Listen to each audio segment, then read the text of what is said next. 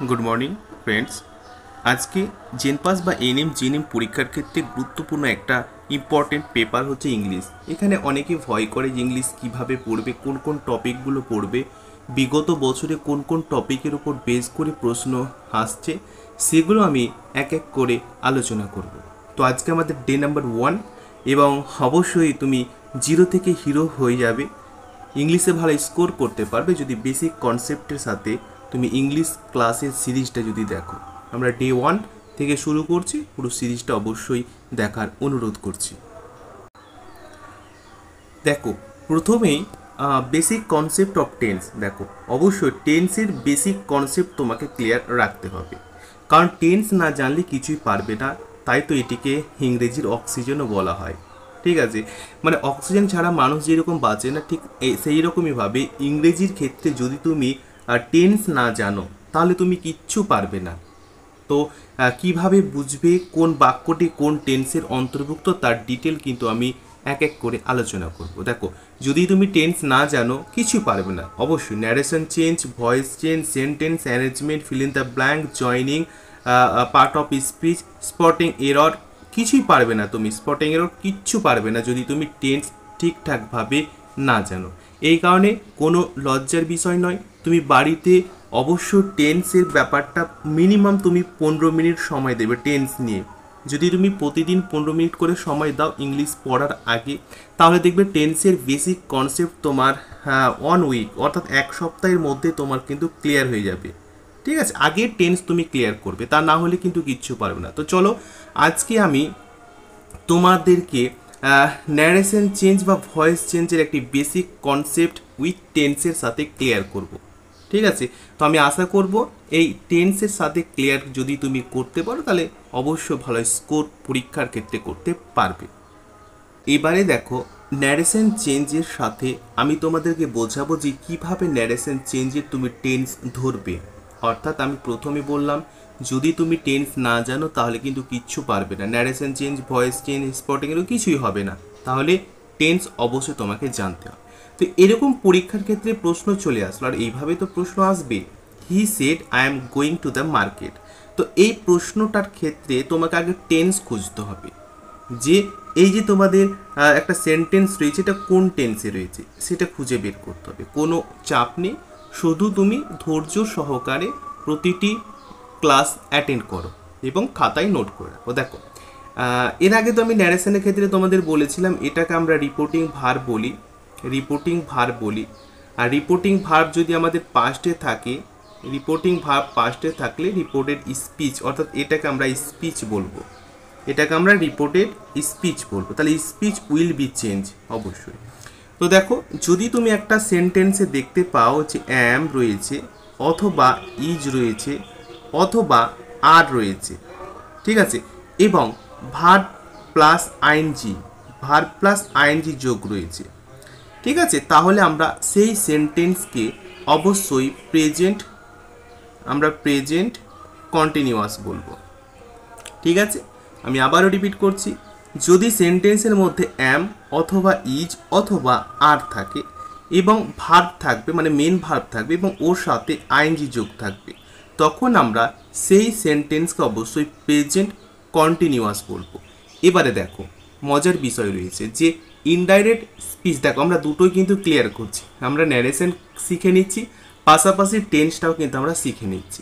ঠিক আছে, আচ্ছা, এবার দেখো মজার বিষয় রয়েছে। দেখো, প্রেজেন্ট কন্টিনিউয়াস থেকে আমরা ইনডাইরেক্ট স্পিচ করতে গেলে কোথায় যাব। দেখো, খুব মজার বিষয় হচ্ছে এই প্রেজেন্টকে শুধু আমাদের কি করে দিতে হবে, পাস্ট করে দিতে হবে, ব্যাস, আর কিছুই করতে হবে না।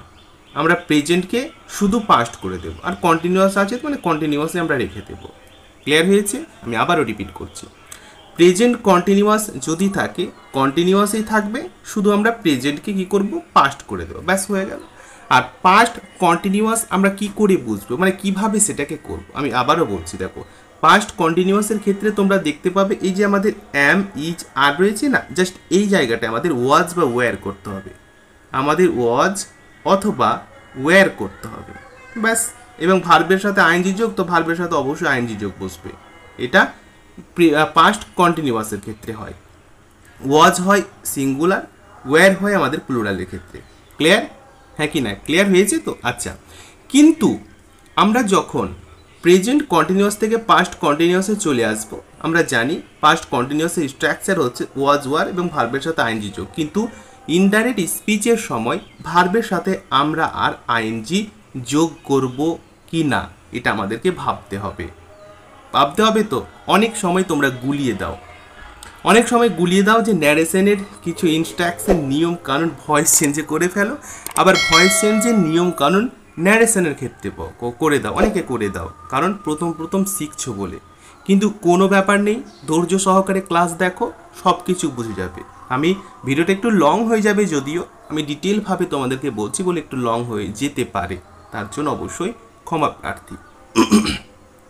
তাহলে এতদূর ক্লিয়ার হয়ে গেছে। তাহলে পাস্ট কন্টিনিউয়াসের ক্ষেত্রে আমরা কি করব, ওয়াজ বা ওয়্যার, ওয়াজ হয় সিঙ্গুলার, ওয়্যার হয় আমাদের প্লুরালের ক্ষেত্রে, ব্যাস। আর ভার্বের সাথে আইএনজি যোগ, আর আমাদের কিছুই করতে হবে না, ঠিক আছে? আর আমাদের কিছুই করতে হবে না। তো তোমরা একবার গেস করো দেখি এই চারটা অপশনের মধ্যে কোনটা সঠিক হবে।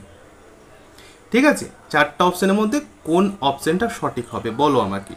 দেখো কোনটা দেবে, অবশ্যই ওয়াজ বা ওয়্যার বসাবে। দেখো এখানে হি সেড, সে বললো I am going to the market, আমি বাজারে যাচ্ছি। তো আমিটা কি হবে, আমিটা কিন্তু হি হচ্ছে, তাহলে হি এর পরে হি যেহেতু সিঙ্গুলার, সেহেতু অবশ্যই আমরা ওয়াজ ব্যবহার করবো, হি ওয়াজ।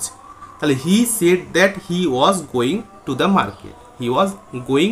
মার্কেট, তাহলে অবশ্যই এখানে অপশন বি আমরা দেখতে পাচ্ছি। দেখো he said that he was going to the market. Option A কেন ভুল হচ্ছে, দেখো হি ইজ রয়েছে, ইজ তো হয় না, ইজ কোন কিসের ক্ষেত্রে, প্রেজেন্ট কন্টিনিউয়াসের ক্ষেত্রে, প্রেজেন্ট কন্টিনিউয়াস তো হয় না। সি কেন ভুল, দেখো টোল্ড আছে, টোল্ড তো আমরা লিখবো না, সেড টু থাকলে আমরা টোল্ড লিখতাম, কিন্তু সেড রয়েছে বলতে আমরা সেডই লিখেছি। ওকে, আচ্ছা ডি কেন ভুল, দেখো হি সেড হি উইল কি করে হয়, উইল তো হয় না। আশা করি সকলের ক্ষেত্রে এটা ক্লিয়ার হয়ে গেছে, হ্যাঁ কি না বলো, হয়ে গেছে তো? চলো আরেকটা আমি উদাহরণ দিয়ে তোমাদেরকে, দেখো আমি টেন্সের সাথে পুরো বেসিক কনসেপ্ট ক্লিয়ার করছি। আচ্ছা তুমি দুইটা করাবো কি, চলো দুইটা করে দেখো, বোঝো ভালো করে বুঝবে কিন্তু। দেখো সি সেড টু, যাই হোক এটা আমরা পরে আসছি। এখানে লেখা আছে ইন্টারোগেটিভ রয়েছে, ঠিক আছে, ডু ইউ লাইক আইসক্রিম। দেখো আমরা যখন আমি আবারও রিপিট করি, শোনো ভালো করে, আমরা যখন সিম্পল প্রেজেন্টকে ইন্টারোগেটিভ করব, আমি আবারও বলছি, সিম্পল প্রেজেন্টকে যখন আমরা ইন্টারোগেটিভ করব, তখন তো এর সাথে সিম্পল প্রেজেন্টে কোনো অক্সিলারি থাকে কি, আগে বলো। সিম্পল প্রেজেন্টের ক্ষেত্রে কোনো অক্সিলারি থাকে না, থাকে না। বা সিম্পল পাস্টের ক্ষেত্রে কোনো অক্সিলারি থাকে, কোনো অক্সিলারি থাকে না। দেখো প্রেজেন্ট, আমরা যদি প্রেজেন্ট কন্টিনিউয়াস এর আগে দেখলাম, প্রেজেন্ট কন্টিনিউয়াস তো এখানে অক্সিলারি ছিল, M is R, M is R ছিল, হ্যাঁ কি না বলো, ছিল তো? আচ্ছা এটাকে যখন আমরা ইন্টারোগেটিভ করব, তখন সাবজেক্টের আগে আমরা এম ইজ আর এর মধ্যে একটা বসে, ইন্টারোগেটিভ হয়ে গেল, সাবজেক্টের আগে এম ইজ আর বসিয়ে, ঠিক আছে, সাবজেক্টের আগে এম ইজ আর বসে ইন্টারোগেটিভ হয়ে গেল। কিন্তু সিম্পল প্রেজেন্ট বা সিম্পল পাস্টের ক্ষেত্রে এর তো কোনো অক্সিলারি নেই। যখন আমরা এটাকে ইন্টারোগেটিভ করব, তখন সিম্পল প্রেজেন্টের ক্ষেত্রে আমরা অবশ্যই ডু ভার্ব ব্যবহার করব, ডু লিখব, এবং সিম্পল পাস্টের ক্ষেত্রে আমরা ডিড লিখব, ব্যাস। এগুলো নিয়ম অবশ্যই জেনে রাখতে হবে, এই দুটো নিয়ম ভালো করে জেনে রাখো, যে সিম্পল প্রেজেন্টের ক্ষেত্রে ইন্টারোগেটিভ করতে গেলে ডু লিখব, আর সিম্পল পাস্টের ক্ষেত্রে ইন্টারোগেটিভ করতে গেলে আমরা ডিড লিখব। আচ্ছা তাও বলো তো এটা কোন টেন্সে হয়েছে, তাহলে দেখো ডু লেখা আছে, do you like ice cream, interrogative হয়েছে, জিজ্ঞাসা চিহ্ন রয়েছে, তাহলে বুঝে গেছে এবার নিশ্চয়, হ্যাঁ কি না, এবারে নিশ্চয়ই বুঝে গেছে। তাহলে এটা আমরা কি করব, এটাকে আমরা অবশ্যই সিম্পল প্রেজেন্ট করব, ডু ইউ লাইক আইসক্রিম। দেখো এর অনেক নিয়ম আছে। এবারে দেখো ডু ইউ লাইক আইসক্রিম, এবারে দেখো সিম্পল প্রেজেন্ট থেকে যখন আমরা ইনডাইরেক্ট করব, সিম্পল প্রেজেন্টকে ইনডাইরেক্ট করতে গেলে আমরা কোথায় চলে যাব, আমরা সিম্পল পাস্টে চলে যাব। আমি বলেছি প্রেজেন্টটা শুধু পাস্ট হবে, ব্যাস, আর কিচ্ছু হবে না, প্রেজেন্টটা শুধু পাস্ট হয়ে যাবে। তো সিম্পল পাস্টের ক্ষেত্রে স্ট্রাকচার হচ্ছে আমাদের সাবজেক্ট প্লাস ভার্বের সেকেন্ড ফর্ম, ব্যাস, সাবজেক্ট প্লাস ভার্বের সেকেন্ড ফর্ম আমরা কিন্তু ব্যবহার করব। কোথায় ব্যবহার করব ভালো করে খেয়াল রাখো, আমরা কিন্তু সাবজেক্ট প্লাস ভার্বের সেকেন্ড ফর্ম ব্যবহার করব যখন আমাদের এটা কি সিম্পল পাস্টে থাকবে।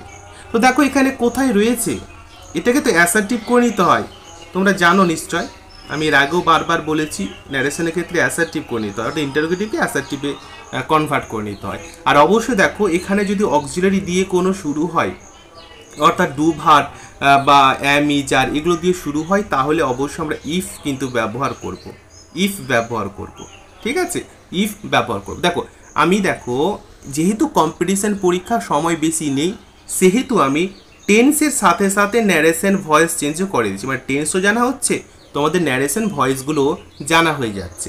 আর একদিক থেকে যদি আমি টেন্স করে তো সময় তো বেশি নেই, সময় থাকলে সেটা আলাদা ব্যাপার ছিল, সেপ্টেম্বরে তোমাদের পরীক্ষা হওয়ার সম্ভাবনা রয়েছে। তো টেন্স শুধু শিখলে হবে না, টেন্সের সাথে সাথে ন্যারেশন ভয়েসগুলো আমি এর মধ্যে দিয়ে টেন্সটা শিখিয়ে দিচ্ছি। আচ্ছা, তো আমরা কোন অপশনটাকে নেব, ভালো করে দেখো, চারটা অপশন ভালো করে পড়ো। ইফ ব্যবহার করব, তারপরে সাবজেক্ট প্লাস ভার্বের সেকেন্ড ফর্ম কোথায় রয়েছে ভালো করে দেখো, হয়ে গেছে নিশ্চয়ই। দেখো অপশন আমরা এ চুজ করব, কেন এই চুজ করবো, দেখো সেড টু রয়েছে। দেখো যদি জিজ্ঞাসা চিহ্ন থাকে বা ইন্টারোগেটিভ থাকে, তাহলে অবশ্যই আমরা আস্কড ব্যবহার করব, মি ব্যবহার করলাম, এখানে অবশ্যই ইফ ব্যবহার করব যদি আমাদের ইন্টারোগেটিভ থাকে। দেখো আই আমরা ব্যবহার করলাম, ইউ এর পরিবর্তে আই। এবারে দেখো ভার্বের সেকেন্ড ফর্ম লাইকড হয়ে গেছে, দেখো এখানে মেন ভার্ব হচ্ছে লাইক এবং third form second form like, এবং থার্ড ফর্মও যদিও লাইক, লাইক আইসক্রিম, আমি আশা করব হয়ে গেছে। দেখো আর একটা জিনিস খেয়াল রাখতে হবে, যখন ডু ভার্ব ব্যবহার হয়ে গেল তখন ভার্বের কিন্তু প্রথম ফর্ম ব্যবহার হয়, যদিও এটা স্পটিং এররের ক্ষেত্রে তোমরা দেখতে পাবে, এরকম প্রশ্ন স্পটিং এররের ক্ষেত্রে দেখতে পাবে। তাহলে অবশ্যই তুমি যদি প্রত্যেকটা নিয়ম ভালো করে মনে রাখো, তাহলে আমি আশা করব তোমাদের কোথাও কোনো অসুবিধে হবে না, ঠিক আছে।